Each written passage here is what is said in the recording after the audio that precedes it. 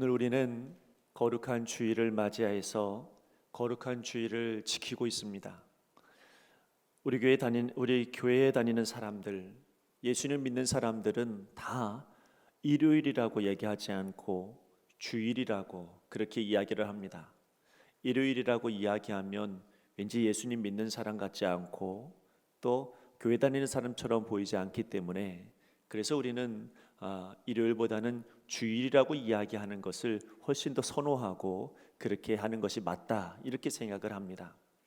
과연 초대교회에서도 과연 그렇게 이야기를 했을까? 주일에 대해서 이날에 대해서 여러 가지 이름으로 초대교회에서는 불렸다고 합니다. 우리가 잘 알고 있는 것처럼 토요일이 안식일이기 때문에 이 주일을 초대교회에서는 안식 후 첫날 이렇게 표현하기도 하고, 또 안식일이라고 하는 것이 진짜 안식은 부활하신 주님의 날이다, 그래서 이 날을 참된 안식일이다, 이렇게 설명하기도 합니다. 또 우리가 지금 고백하고 있는 것처럼 주님의 날, 주님의 부활하신 날을 기념해서 주일이다, 이렇게 이야기를 하는데요, 초대교회 사람들은 주일이라고 하는 것을 많이 부르지 못했답니다. 왜냐하면 그 주일이라고 하는 그 개념에 부활의 개념이 있고 또 심판의 개념이 있기 때문에 그 주일이라고 이야기하는 것 자체만으로도 그렇게 사람들에게 이제 핍박을 당하고 때로는 잡혀가기도 했다는 거예요. 그 주일이라고 하는 말을 많이 쓰지는 못했답니다. 여러분, 근데 사람들은 그래서 오히려 일요일이라고 하는 말을 더 많이 썼대요. 왜냐하면 원래 일요일이라고 하는 이 단어는 태양신을 숭배하는 마음으로 일요일이라고 불렀거든요. 그런데 이제 그리스도인들이 핍박당하지 않으려면 일요일이라고 얘기를 해야 되기 때문에, 그래서 그들의 마음 가운데 어떤 마음을 같이 의미를 새롭게 부여했냐면 태양이 지고 또 다시 뜨는 것을 상징적으로 보아서, 그래서 예수님께서 죽으시고 부활하신 것을 참된 태양으로, 참된 빛으로 그렇게 여겨서 다른 의미로 일요일이라고 그렇게 얘기를 했다고 합니다. 근데 제가 오늘 함께 나누고자 하는 것은 초대교회 사람들이 이 주일을 일요일이라고 많이 이야기하긴 했지만 잠깐 아주 중요한 의미를 담아서 다른 말로 표현한 날이 이름이 있는데, 그 이름이 뭐냐면 제8요일이라고 하는 이름이었어요. 그러니까 7일 간격으로 이야기할 때 안식 후 첫날, 안식 후 둘째 날, 이런 식으로 가다 보니까 최고 정점의 날은 토요일 날 안식일, 이렇게 사람들이 보았거든요.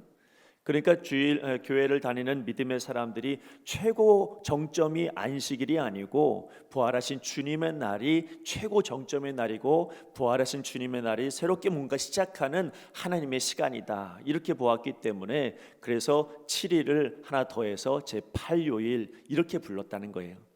여기엔 또 다른 의미가 있는데요, 여러분, 8요일은 사실 7일 날로 개념으로 있는 달력에는 없습니다.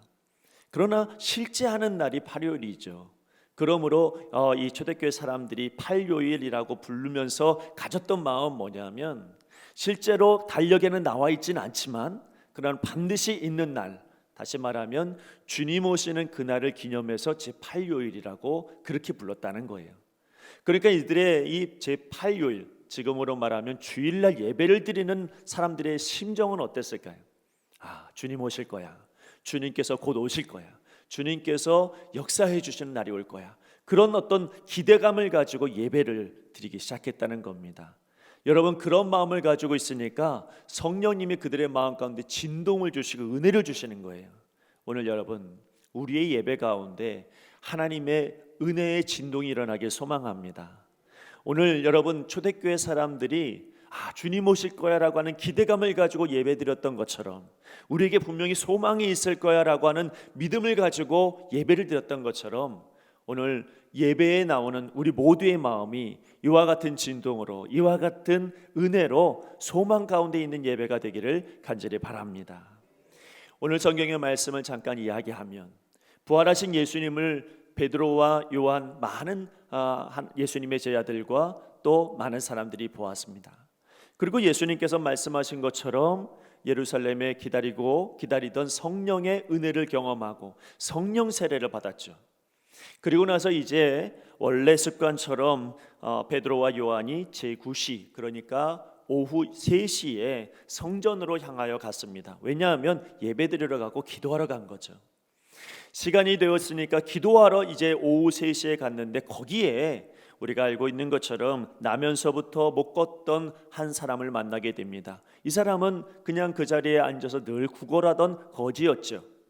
그럴 때에 베드로와 요한이 그 앞에서 구걸하던 이 사람 앞에서 우리를 보라 이렇게 말씀하면서요, 베드로가 그 유명한 명령을 말씀을 통해서 하게 되죠. 뭐라고 이야기합니까? 우리 은과 금은 내게 없거니와 내게 있는 이것을 내게 주노니 나사렛 예수 그리스도의 이름으로 일어나 걸으라. 이때 여러분, 그 사람의 오른손을 꽉 잡고 이렇게 세우니까 그대의 발목에 힘이 들어가고 발에 힘이 들어가서 뛰기도 하고 걷기도 하고 하나님을 찬미했다, 이렇게 이야기를 합니다. 여러분, 이 모든 일들을 백성들이 보면서 얼마나 놀랐을까요? 와, 예수님의 이름으로 기도하였더니 발목에 저 40년 동안 정말로 일어나지도 못했던 이 사람이 벌떡 일어났단 말이죠. 이것을 보면서 너무 놀랬고 사람들이 다 이 베드로와 요한을 쫓아갑니다. 자, 베드로와 요한이 이제는 그 성전 안에 들어가니까 솔로몬 행각이라고 하는 아주 큰 넓은 광장에서 그가 높은 단에 올라가 이렇게 설교하기 시작을 하는 거예요. 설교의 내용이 이제 4장 앞부분에 다 나오게 되는데, 그 요약하면 이렇습니다.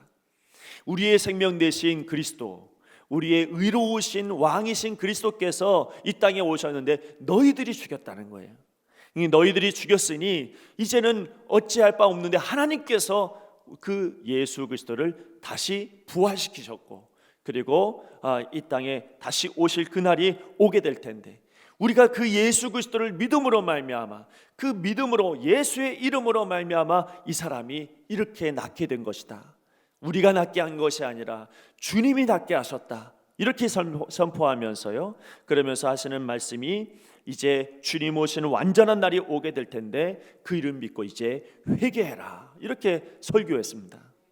여러분, 사람들이 베드로의 이 기적, 예수 그리스도의 이름으로 말미암아 병든 자가 낫게 되어지는 이 기적을 보고 또 베드로의 설교를 들으면서 얼마나 감동이 되고 얼마나 은혜가 되었는지, 거기 믿는 자가 남자만 5,000명이 넘었다고 이렇게 말합니다. 여러분, 정말로 그들이 이렇게 멋있는 하나님의 역사를 보면서요, 믿음이 생겨났는데 이러한 광경들을 다 보면서 괴로워하던 사람들이 있었어요. 그 누구였냐면 종교 지도자들과 특별히 그 안에 사두개인이라고 하는 사람들이 있었습니다. 이 사두개인은 부활을 믿지 않는 사람들이었기 때문에, 그래서 베드로의 이 설교 가운데 예수님이 부활했다라고 하는 이 말이 그들의 마음에 늘 걸리는 거예요. 그래서 반대자로, 적대자로 그에게 나왔습니다. 그러나 어찌할 바가 없어요. 왜냐하면 많은 사람들이 이 40년 된 환자가 낫게 되어지는 것을 보았고, 또 말씀을 들으면서 믿음이라고 하는 게 막 생겨나니까 이런 모든 사람들이 5,000명이나 되어진다고 하는 이 사실을 보면서, 그때에 여러분, 이 반대하는 사람들이 어찌할 바가 없어서 할 수 있는 방법이 딱 하나밖에 없었는데, 그게 뭐였냐면 그들을 위협하는 정도밖에 없었습니다. 그래서 여러분, 성경에 위협한다는 말이 자주 나오는데 오늘 17절 말씀에도 보면 이것이 민간에 더 퍼지지 못하게 그들을 위협하여 이후에는 이 이름으로 아무에게도 말하지 말게 하자, 이렇게 얘기했고요. 21절 말씀에도 뭐라고 이야기하냐면 관리들이 백성들 때문에 그들을 어떻게 처벌할지 방법을 찾지 못하고 다시 위협하여 놓아주었더니, 여러분, 우리가 오늘 본문에 읽은 말씀 가운데 교회가 기도하는 장면이 오늘 말씀에 우리가 같이 읽었는데요, 여기 말씀에도 보니까 29절 말씀에 여러분, 교회는 이렇게 기도합니다. 주여 이제도 그들의 위협함을 굽어보시옵고. 다시 말하면 이 예수 그리스도를 믿는 이 믿음의 사람들을 대적할 수 있고 방해할 수 있는 것은 아무것도 없어요. 왜냐하면 이미 기적을 봤고요, 이미 말씀을 들었거든요. 많은 사람들이 이것을 인정했습니다. 그러므로 대적하는 사람들이 할 수 있는 거라곤 위협하는 거예요. 무섭게 하는 거죠. 그게 전부였습니다. 위협이라고 하는 것은요, 뭔가를 실질적으로 할 수 있는 것은 없지만 그러나 그저 말로, 또 여러 가지 환경을 통해서 계속해서 겁을 주는 거죠. 여러분, 구약 성경에서도 보면 이런 두려운 위협들이 몇 번 있었습니다. 수없이 많이 있었지만 그 중에 생각나는 것은 여러분 다니엘서 1장 말씀에 보면 다니엘과 세 친구에게 위협해 주는 그런 어떤 모습을 우리는 보게 되죠. 다니엘과 세 친구는 왕족이었고 귀족이었기 때문에 바벨론 포로로 끌려갔을 때 바벨론 왕이 이들에게 언어도 익히게 하고 학문도 익히게 하고 무엇보다도 왕으로부터 나오는 고기와 포도주를 먹게 했습니다. 근데 여러분, 이 다니엘과 세 친구는 그 왕으로부터 나오는 고기와 포도주를 먹는 것이 이게 괴로운 거예요. 왜냐하면 이거는 우상 숭배거든요. 그래서 여러분, 이들은 우상 숭배를 하도록 하는, 강요하는 이 위협 속에서 자기의 신앙을 지켜야만 했습니다. 그래서 다니엘과 세 친구는 뭐라고 합니까? 열흘 동안 우리가 채식을 먹겠습니다. 열흘 동안 우리가 물과 채소를 먹으면서 다른 사람과 비교해 보십시오. 이렇게 여러분 거기에 많은 사람들에게 이야기하죠. 중요한 건 뭐냐면 다니엘과 세 친구는 신앙의 위협을 받습니다. 신앙의 고난을 당하게 된 거죠. 이런 고난 앞에서 그는 자기의 신앙을 지켜내야 했습니다. 그것이 그들의 모습이었죠. 예레미야 36장 11절 이하의 말씀에 보면 예레미야가 유다 백성들을 향하여서 이렇게 선포합니다. 우리가 잘못된 길로 가고 있기 때문에 우리는 회개해야 된다. 우리는 기도해야 된다. 우리는 금식하면서 하나님 앞에 철저하게 회개하며 나가야 된다. 그 말씀을 선포하니까 그것을 그대로 받아 적은 사람이 바룩이라고 하는 사람이 있어요. 이 바룩이라고 하는 사람이 예레미야의 말씀을 그대로 적어서요, 고관들한테 이제 장황하게 그 말씀을 그대로 읽어줍니다. 고관들이 그것을 듣고 나서 하는 얘기가, 우리가 이 두루마리 이것을 가지고 왕에게 가서 내가 알려줘야 되겠다. 다만 혹시 모르니까 예레미야 그리고 바룩 너는 몰래 숨어 있어라. 그렇게 이야기하고 왕에게 가서 설명을 하니까 왕이요, 회개하고 옷을 찢는 게 아니고 왕이 이 두루마리를 찢어버립니다. 그리고 나서 불로 태워버리죠. 이 이야기는 무엇이냐면 예레미야와 바룩, 그들 안에 말씀이 있었는데, 하나님의 역사가 있는데 이걸 무시해버린 거예요. 그들이 무엇을 위협하냐면 지금 이들의 신앙을 위협하고 있는 겁니다. 자, 여러분, 우리도 여러 모양으로 위협을 당하고 어려움 당하는데 이 위협이라고 하는 것을 지금 우리에게 오는 말로 바꾼다면 여러분, 우리는 신앙의 고난을 경험할 때가 많습니다. 이 신앙의 고난 가운데서 우리는 어떻게 살아가야 될 것이냐, 이거 참 중요한 문제죠. 다니엘의 세 친구에게 향했던 이 고난, 예레미야와 바룩에게 향했던 이 고난, 다 그들에게 향하였지만 결론적으로 이야기하면 하나님께 향한 위협이요, 하나님을 향한 그런 고난, 그 신앙의 고난이었다는 겁니다. 그런데 오늘 말씀해 보니까 이 사도들을 위협하는 이 사람들이 누구를 향하여서 이 위협이 진행되어져 가고 있는가를 보니까 4장 17절에서 18절 말씀에 보면 이것이 민간에 더 퍼지지 못하게 그들을 위협하여 이후에는 이 이름으로 아무에게도 말하지 말게 하자 하고 그들을 불러 경고하여 도무지 예수의 이름으로 말하지 말고 가르치지도 말라. 여러분, 무엇을 이야기하고 있냐면 이들이 지금 위협하고 있는 결정적인 중심은 뭐냐면 예수님 이름이에요. 예수님 이름으로 아무것도 하지 말라는 겁니다. 예수님의 이름의 권세를 내가 봤어, 예수님의 이름의 능력을 내가 보았는데 그것 이제는 사용하지 말라, 이렇게 위협하고 있습니다. 우리의 신앙에 가장 큰 위협과 어려움은 예수님의 이름으로 기도하지 못하게 하는 거예요. 내 신앙 가운데 기도를 잃어버리는 거죠. 말씀을 잃어버리고 예수님의 능력을 잃어버리고 살아가는 겁니다. 환경이 나의 예수 그리스도의 능력을 무시해버리게 만드는 거예요. 여러분, 그 모든 것으로부터 여러분의 신앙을 지키시길 간절히 바랍니다. 어떤 환경 속에서도 예수님의 이름의 능력을 믿는 믿음이 우리 가운데 있어야 할 줄로 믿습니다. 마귀가 기도하지 못하게 하고 마귀가 예배드리지 못하게 하고 세상이 여러분 고난 중으로 우리가 신앙을 위협받게 된다면 그것은 분명히 역설적으로 이야기했을 때 우리 안에 예수님이 크시다는 거예요.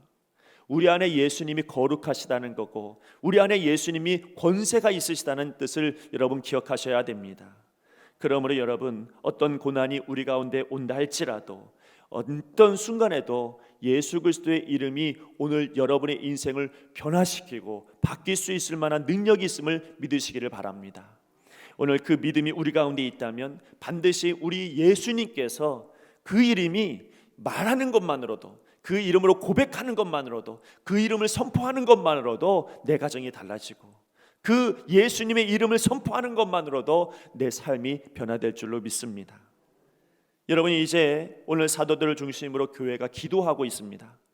저들이 예수의 이름으로 아무것도 하지 말라 이렇게 위협함에도 불구하고 여러분, 사도들은 교회에 와서 사람들을 모아놓고 기도하고 있습니다. 뭐라고 기도하는가를 보니까 29절 30절 말씀해 보면요, 주여 이제도 그들의 위협함을 굽어보시옵고 또 종들로 하여금 담대히 하나님의 말씀을 전하게 하여 주시오며 손을 내밀어 병을 낫게 하시옵고 표적과 기사가 거룩한 종 예수의 이름으로 이루어지게 하옵소서 하더라.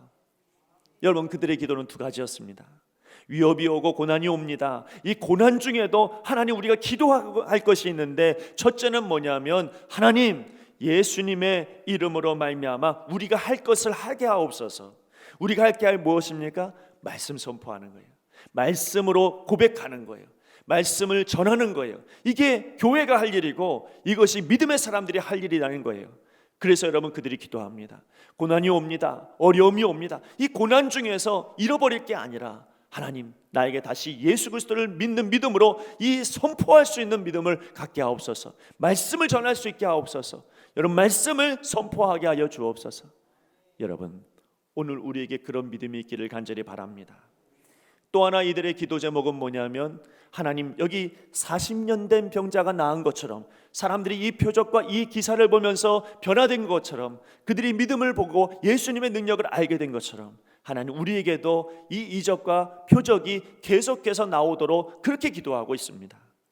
여러분, 우리는 이 두 가지의 기도 제목에 주목할 필요가 있어요. 고난이라고 하는 것은 언제나 우리에게 있습니다.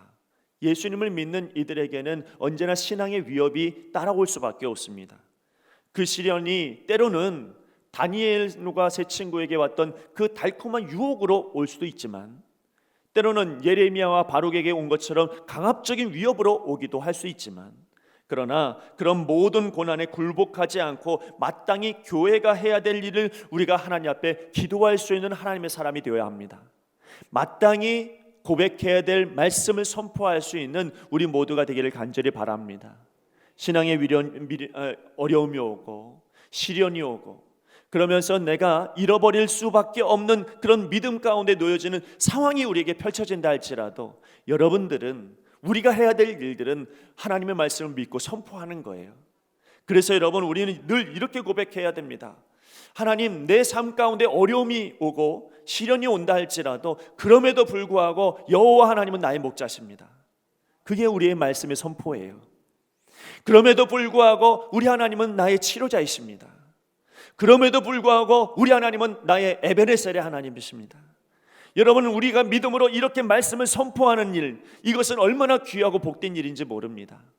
우리가 그것을 잃어버리도록 세상은 수없이 많은 시련과 고난을 주겠지만, 그럼에도 불구하고 우리 모두는 이런 환경 속에서도 말씀 붙들고요, 믿음으로 나아가는 우리 모두가 되기를 간절히 바랍니다.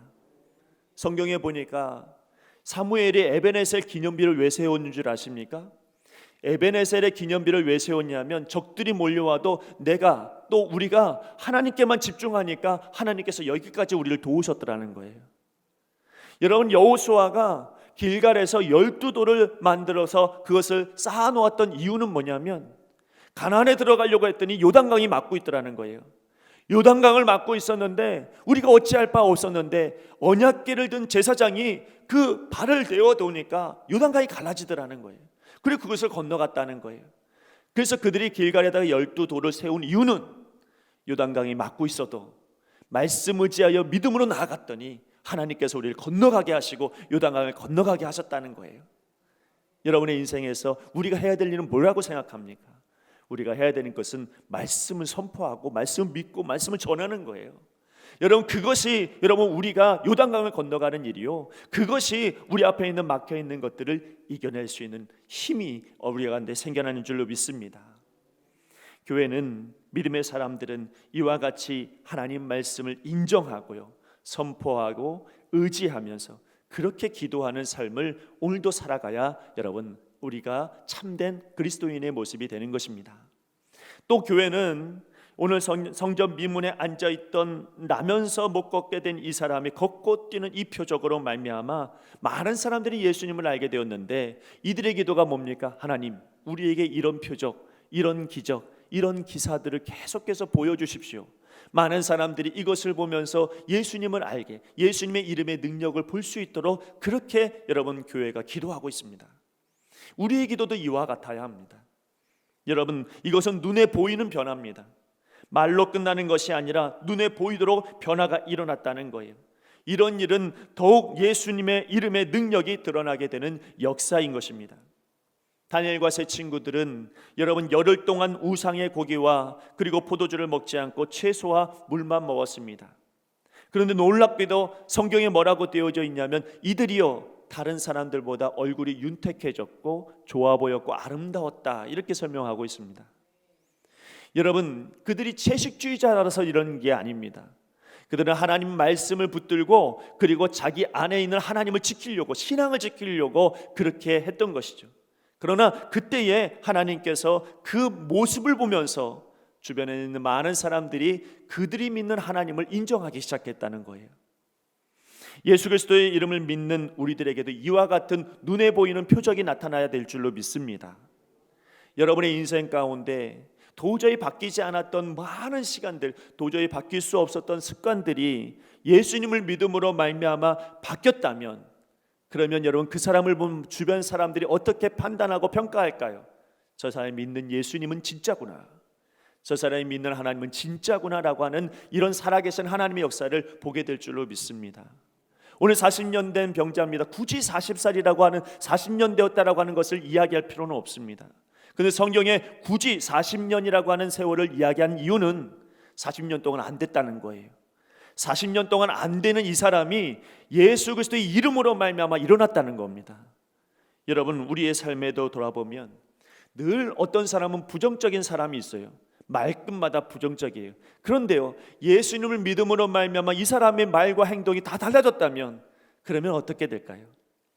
여러분, 병원에 갔는데 도저히 이 병은 치료할 수 없습니다라고 하는 이 소리를 듣고서 집에 돌아와서 통곡을 하며 예수님의 이름을 붙들고 기도해서 다시 병원에 갔는데 병원에서 좋은 소식을 들었다면 여러분 어떨까요? 내 인생에서 이 상황이 급박하고 끊임없이 안 좋은 방향으로 돌아가던 이때에 내가 예수님의 이름을 믿고 기도해서 상황이 역전되어 바뀌어졌다면 주변에서 이것을 보고 어떻게 될까요? 우리 인생에선 이런 표적들이 나와야 합니다. 이런 표적들, 이런 어떤 기사들이 계속해서 보여지고 나올 때에 우리가 믿는 예수님의 능력이 나타나고 예수님의 이름의 권세가 나타나게 될 줄로 믿습니다. 이런 표적을 본 사람들이 오늘 성경의 4장 16절을 말씀해 보면요, 아주 명확하게 여러분 이런 사람들을 소개하고 있어요. 이런 사람들을 말아주고 있어요. 반응이 뭡니까? 이 사람들을 어떻게 할까? 그들로 말미암아 유명한 표적 나타난 것이 예루살렘에 사는 모든 사람에게 알려졌으니 우리도 어떻게 해요? 부인할 수 없는지라. 우리의 기도는 그래서 멈춰서는 안 됩니다. 우리가 하나님 앞에 말씀을 같이 고백하는 것은 그래서 멈추어서는 안 돼요. 여러분, 고난은 언제나 우리에게 있지만 말씀을 선포하고 말씀을 따르고 믿고 뿐만 아니라 주의 이름으로 표적을 보여달라고 날마다 기도할 때 세상은 우리를 어떻게 할 수가 없어요. 여러분, 그때에는 예수님의 이름이 인정될 뿐만 아니라 믿음으로 나아가는 우리까지도 하나님께서 세상 앞에 높이 세워주실 줄로 믿습니다. 여러분, 이렇게 기도한 이들에게 오늘 성경 말씀해 보니까 진동이 일어났답니다. 31절 말씀해 보면 뭐라고 합니까? 필기를 다음에 모인 곳이 진동하더니 무리가 다 성령이 충만하여 담대히 하나님 말씀을 전하니라 그랬어요. 여러분, 우리가 하나님 말씀을 들었는데 말씀대로 기도했는데 기도했더니 진동이 났다는 말은 뭐냐면 하나님께서 우리의 기도에 들어주셨다는 거예요. 여러분, 오늘 여러분의 기도가 하나님 앞에 들려지는 기도가 되기를 간절히 바랍니다. 우리의 기도가 하나님께서 들어주셔서 그래서 교회에 진동이 일어나는, 다시 말하면 우리 마음 가운데 진동이 일어나는 하나님의 역사가 일어나길 간절히 바랍니다. 진동이라고 하는 게 뭡니까? 영어로 바이블레이션 아닙니까? 여러분, 진동이 일어난다는 거예요. 뭐 때문에? 오늘 성경에 뭐라? 성령 충만함으로. 성령 충만함으로 우리 안에 진동이 일어났다는 거예요. 이건 하나님의 역사입니다. 이건 하나님의 은혜인 것이죠. 요에서 2장 28절에서 29절 말씀에 그 후에 내가 내 영을 만민에게 부어주리니 너희 자녀들이 장래 일을 말할 것이며 너희 늙은이는 꿈을 꾸며 너희 젊은이는 이상을 볼 것이며 그때 내가 또 내 영을 남종과 여종에게 부어줄 것이며. 무엇을 이야기합니까? 성령 주시겠다는 거예요. 교회는 성령 충만한 은혜가 우리 가운데 있으면 진동이 일어나는 거예요. 어떤 진동입니까? 마음에 계속 여러분 기대가 생기는 거예요. 마음에 하나님의 은혜를 사모하는 마음이 생기는 거예요. 예수님의 이름을 믿는 믿음이 생기는 거예요. 이게 진동이에요. 오늘 여러분의 마음 가운데 이런 은혜가 있기를 간절히 바랍니다. 고난이 올 수밖에 없죠. 고난은 여전히 우리 앞에 있을 수 있습니다. 그러나 여러분, 진동이 일어나는 사람은 담대해지는 거예요. 진동이 일어나는 사람은 하나님의 은혜를 사모하게 되는 것입니다. 오늘 여러분의 마음 가운데 성령의 바이브레이션, 성령의 진동이 일어나는 역사가 일어나기를 간절히 바랍니다. 여러분, 이 진동을 가지고 있는 이들이 담대해졌다고 말하고 있고, 여러분 이들이 용기를 얻어서 말씀을 전파하고 있다고 말씀하고 있습니다. 여러분의 인생에 이제는 진동으로 말미암아 말씀으로 선포되어지고 나아가는 우리 모두가 되기를 간절히 바랍니다. 하나님 말씀은 살아있습니다. 하나님 말씀은 살아있기에 우리가 고백하는 대로 하나님의 역사는 내 인생에 나타나게 되는 것이죠. 오늘 그러므로 여러분 마음 가운데 혹이나 말씀으로 말미암아 내가 믿음이 생겼다, 내 마음에 진동이 일어났다라고 이야기한다면 우리가 이 말씀을 같이 고백했으면 좋겠는데요. 여러분 시편 18편 1절에서 3절 말씀입니다. 우리 같이 한번 읽겠습니다. 나의 힘이신 여호와여, 내가 주를 사랑하나이다. 여호와는 나의 반석이시요 나의 요새시요 나를 건지시는 이시요 나의 하나님이시요 내가 그 안에 피할 나의 바위시요 나의 방패시요 나의 구원의 뿌리시요 나의 산성이시로다. 내가 찬송받으실 여호와께 아뢰니니 내 원수들에게서 구원을 얻으리로다. 오늘 여러분 이 말씀이 여러분의 인생에서 선포됨으로 믿음으로 나아감으로 여러분 주 하나님이 나의 하나님이요, 여러분 믿음의 표적이 나타나는 여러분의 인생이 되시기를 간절히 바랍니다. 기도하겠습니다. 하나님 아버지, 우리 안에, 교회 안에, 또 우리 마음 안에 성령의 진동이 일어나기를 원합니다. 말씀을 의지하여 기도할 수 있도록 도와주시고 말씀을 강한 손으로 붙들게 하여 주시며, 또한 아버지여 우리의 인생 가운데 보여지는 표적들이 나타날 수 있도록 축복하여 주시옵소서. 하나님께서 우리 신기천교회 모든 성도들, 이 예배에 참여한 모든 한 사람 한 사람 위에 성령의 진동이 나타나기를 소망하며 거룩하신 예수님 이름으로 기도드리옵나이다. 아멘.